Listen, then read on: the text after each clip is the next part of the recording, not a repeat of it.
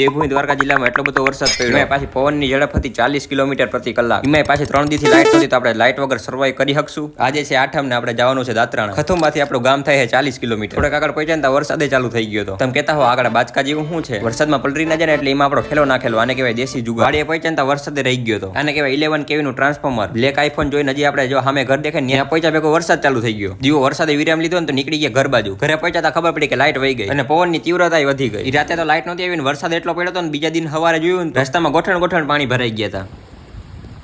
હવે આમાં 2-3 દિવસ સુધી તો નીકળાય નહીં. બપોરે 12 વાગે પાછો વરસાદ ચાલુ થઈ ગયો ને અત્યારે પવનની તીવ્રતા હતી 40 કિલોમીટર પ્રતિ કલાક.